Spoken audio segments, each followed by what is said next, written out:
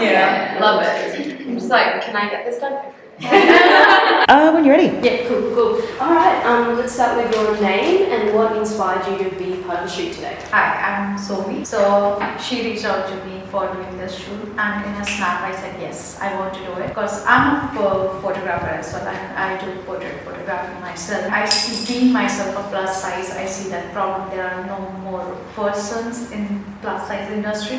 Even the clothes from my childhood, I have seen this trauma that I couldn't get the clothes and form myself in beautiful designs and everything. I have to deal with few designs only. Coming to Australia is a huge change for me. I love living here. I want to stay here because I have many more options. People don't judge you for your size, what you're wearing and everything. I can wear whatever I want. Thanks to Den for reaching out to me and doing this. I hope that I can inspire more other South Asians for the plus size. So my name is Saloni. What inspired me today was, so when Sumana posted about it, I was very keen to be part of it because what the shoot's about, it's about embracing South Asian beauty and beauty standards and just making it a bit more inclusive, because I feel like although we're in a multicultural society, we just don't see that representation in advertisements or like billboards or any like in a campaign. Sometimes you feel when you're cast for something, you don't know whether you're there for a diversity criteria or are you there because that's what they want to promote. That's what I loved about it, because it's all South Asian women count. Like everyone here is beautiful. It's really nice to be part of something like that. Hey, hi, I'm Juhi. I've grown up with a lot of Bollywood, not unlike most people here, and I've always been told that the standard of beauty for Bollywood was one of those typical 5'7" girls with a perfect fair skin, with no body hair, and just the standard that was set up as we were growing up was very strict. You couldn't kind of go past it. If you didn't fit the actual, the list, that was it. But now I'm starting to see that there's all of us here, different bodies, shapes, confidence, all feeling comfortable enough to be here, to be us, to feel beautiful exactly the way we are without trying to, fit that list and tick different boxes to please other people. It's very important that there is more of us out in the world so that we're actually able to take beauty for what it is, which is everyone, everywhere, doing anything that they love.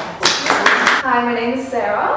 So similar story as Saloni, Sumana had posted it on her Instagram stories, and I remember thinking to myself when the year started that I wanted to challenge myself, step outside of my comfort zone, do different things. So when Sumana posted that, I just grabbed that opportunity and I replied to her right away. I was like, I'm interested. And then we had a chat, and when I put myself into new situations, the setting that I'm in matters a lot to me. So walking into a studio, I'm surrounded by not just these stunning girls, but they're so, friendly, so welcoming. Being in that group of that group of people makes you feel good. And Hasini as well, I mean, she killed it without makeup, as you can see. When we look good, we feel good, and then confidence just, sort of flows from there. So very happy to be a part of this, and I hope that, with what we're doing today, we can sort of encourage more women to embrace the beauty as well. And like Juhi said it, growing up, we didn't have anyone to sort of look up to, so I hope that we're changing the game now. I'm interested to hear, I guess, when was the first time, because it often starts young with us, that you felt that challenge to you feeling beautiful? I have, actually, when I was a kid. So I was a fatty kid from my childhood. So I was always commented out by my family, my friends. Even there was a moment when in school, I don't know why they have that question in the textbook, who is the happiest kid in your school? And that has traumatized me like anything. I was just felt like I'm no one, like I don't have any beauty in me. I still feel emotional when I think of that moment. And so I was like, okay, I have to study, I have to get my career, my parents will get me married with someone. That is how it's gonna be. But when I started my college, at that time, there were juniors actually. They actually in India they call seniors ma'am or sir. So they came to me, and you have a beautiful smile, you look so pretty. And that's when I started getting confident, and even my seniors, they are still with me. I talk to them on a regular basis. They always praise me, like I love how you wear the clothes. I do mix and match myself. I never hired as a designer or anyone, and then I started doing photography. I started doing self-portrait, getting my own things. That has all given me a good confidence, and I'm feeling confident to be here as well now. You go, girl! I feel very privileged and blessed when I say this, but I've grown up in an extremely supportive family where I have never once had to question if I was worth it or if I was, beautiful, if I was loved less or more because of the way I looked. My mom, dad, my grandma, my extended family, I've just been showered with so much love and admiration that there hasn't been a point where I've not felt comfortable in my own skin. And when there have been doubts about whether, I even, for example, deserve to be here, sure, those happen every now and then, but they vanish within a few seconds because it's in the back of my mind that I'm enough. I've always been enough. Now my partner, I'm very blessed to have him as well. He's always reinforced that belief in me, the same thing that my parents did. So very fortunate, very blessed, and very thankful to have grown up in a family like that. My partner, my husband, really supports me a lot too. Every morning he messages me that all the best for the show. I have one memory, and this stems back to when I was in prep. My parents were very clear they wanted me to learn my mother tongue, so I didn't know very much English when I started school, even though I was born in Australia. But I remember this comment so clearly. I didn't know that this is what it was at the time, but I just felt really not nice about it. There was another girl in prep that told me brown people aren't allowed in this school. And that's what I heard in my primary school when I was 5 years old. At the time, I didn't know that was racist. I didn't know that meant I didn't fit in. I just knew I didn't feel nice about it. This memory I still remember. I don't have a lot of memories from when I was 5 years old. Clearly it stayed. And what kind of advice would you give for people who maybe aren't where you guys are with confidence? I think it's definitely a journey. It doesn't, like we were talking earlier, it doesn't just happen in a day or a month even. Sometimes it takes years to be able to accept yourself for who you are. And I think the first step is actually just looking at yourself and embracing yourself. I always say this to my friends, give yourself a big hug. Because you deserve it. There's so much negativity outside in this world that if you can actually just shed some kindness on those around you and yourself, I know it's really hard, but stop comparing yourself to what you see out there on the internet. Hopefully it's changing now, and what you see on the internet is diverse. I just think that loving yourself a little bit more, finding things you love about yourself and then reinforcing that to yourself is really important. And like Juhi said, having a supportive family, supportive partner who also reinforce the same thing rather than criticize or nitpick at something is a huge blessing. And lean into it. If you are feeling that way, question why. Question Where where it came from. Yeah. Just lean into it, but rather than running away from it, because it's so easy to just go, oh no, let's move away. But when you start thinking about why you're feeling those ways, you can start opening up where it's come from. That's when you kind of figure out that we like representation. And we're glam. Brown girls are glam. Positive is glam, so we want to see that as well. How about you guys? Did you have anything to add? I remember when I used to feel not confident or insecure or anyway. Initially, I wouldn't do anything about it. I just accept it. But I wouldn't accept it with a positive nature. I'm just yeah, okay, whatever. I'm average, I'm decent looking, whatever. And then the more the beauty standards that have been set on social media, the more I see brown girls or any kind of girl embracing their beauty. I feel like social media, especially Instagram, has just changed the whole the beauty standards sort of atmosphere. So seeing all of that made me think, okay, maybe if I just put a little bit of effort into myself, I can see some sort of difference. And that's what I did. I started learning about makeup to enhance my beauty, not change my beauty. I, just little effort doing my hair, all of that. And then once I realized when I started to look good, I feel so good. That's when I'm okay, this is it. We have to put effort into ourselves. If not, if I still stayed in that stagnant sort of position where I'm just thinking about it and I don't do anything about it, then I don't think I would have I'm the kind of person that I am today. So that was a big sort of learning lesson for me. That self-care and self-love. Yeah. It's all about embracing, being confident in what you've been given and actually embracing it. So brown skin, I think brown skin is just so beautiful. You stand in the sun and you're just glowing. I feel that is just not appreciated. You've got tanning and everything, but you've got natural brown skin is just not appreciated as much as it would be. And I think that's one thing where I feel we just need to be able to appreciate it and show that it's actually really beautiful to be in that middle skin tone. And I feel a lot of the times where you see fashion, you have spectrum where you have ends of the spectrum,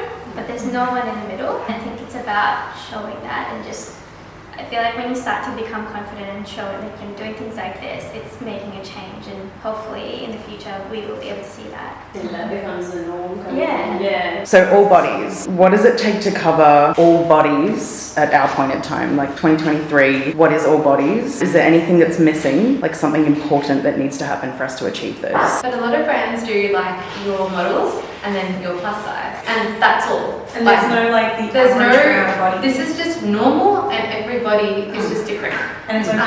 and that's fine. Yeah. They don't do that. Like that in itself, it's like even in you see some of like the e-commerce like dresses and stuff, and they have two models, like and petite, there's like yeah. a tiny, Yeah. and then there's a plus size. Great, but where's the There's in normal? between, yeah. Which I think more representation, just being able to like accept that there is a different body type and see more of that around, that's probably what's missing. Imagine seeing on an e-commerce website like just different body types for like you look All the at the dresses, page, yeah. and you just see different because that's just normal, and you don't have something that's a model and that's all that there is. And you know, how many times does it happen that you buy something and you're like, oh, it looks so good on the model, but it doesn't on me. Oh yeah. Mhm. And I wish there were bodies like ours to be able to show us what it would look like on us. I never really thought about that until you actually brought it up. Even when we're online shopping, there's always an XS or like a double XS, and then it goes all the way up to double XXL. But where is the middle? Because not everyone's an XS, not everyone's a double XL. If you are celebrating inclusivity and diversity, you also have to think about access to it. So like if there is disability or there's anything where like they might want to cover a certain part or whatever it is, that should be accessible as well. Can everyone put on clothes this way? Can everyone, that should be addressed as well, but it's not. Guessing that like the vibe that I'm getting is like inclusivity above everything else. Just like make sure there is more so that women can relate to it more and feel like there's a foundation there for them. So action towards that in terms of like getting those people out there. How do you think that's going to work? I think we're already doing sitting here right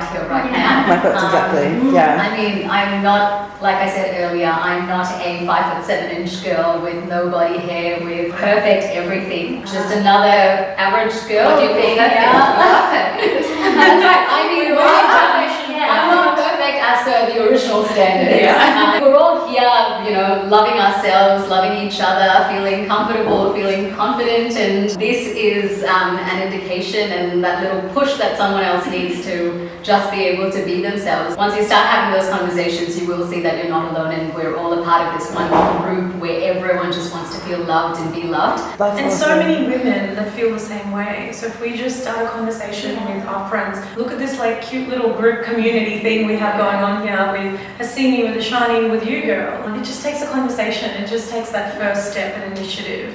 And then you'll know how much everyone else also feels the same way. I do also think on the other end though, like brands need to realise that as well. Brands need to realise that people want diversity, people want to see themselves represented. A big market they're missing is because they're not addressing these things. They need to recognise the value in that as well, because so far if their target audience is literally just one body type, one skin type, they're missing a whole plethora of an audience for themselves. It's crazy that we have to make noise for them to realise that. On their end, they should realise that themselves. Shifted away from market value and more personal value. Yeah. We're pushing it on this side, but like, let's see it on It this needs to side. be received. Yeah, I think we're starting small within our small communities, which is great. As Sumana said, like the big brands, they need to start doing that as well. For example, Fenty Beauty, when it first came out, it gave us like 40 different shades of brown. Everyone praised it because that's what we needed. And it was only after that when other brands like MAC, NARS, that's when they followed in Fenty Beauty's footsteps. So someone needs to come up with that initiative, especially on a larger scale. What we're doing right now is great because this is like, you know, just girls like coming together.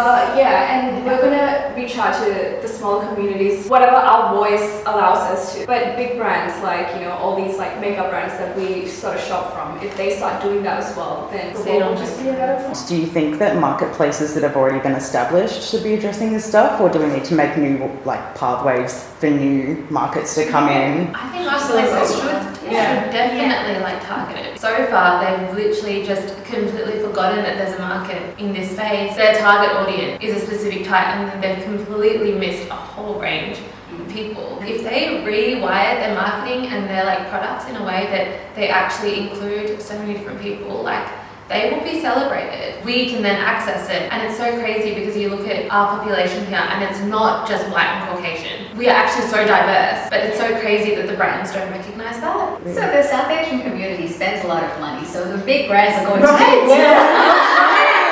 Oh, yeah. The way we say the venue for weddings and It's such a big market. Yeah, we're helping them here. that's right. This is all about them. And we're talking business. Well, this is where the money is. Yeah. Come on in. I was like, how do we bring like community on with us? Because you guys talk about your parents and that kind of thing. Like, how do you think we can bring our community with us on that journey? I think our generation is We're all doing it. Yeah. I think challenging norms is the first step. You'll upset them, but eventually they'll come around. And I'm sure every girl out here has had one story or another where she's challenged the norm in her family, and eventually the parents have come around. And that's all it takes. It takes a lot of courage, obviously, but just not accepting things, you know, thinking about it and saying, do I accept this? Do I want this moving forward for the next 50 to 60 years that I live? You need to also appreciate that like your parents grew up in a very different environment. So Yeah. them going against you for something is not because they don't appreciate it or they don't want you to do it. It's just a very foreign concept for them. And that's what you need to show that this is the reason why, this is what's going to achieve. Like you need to also help them grow and understand like why you're doing something. I've definitely seen it with my parents. They've definitely come around with things and Having conversations. Yeah, and having conversation just makes it so much.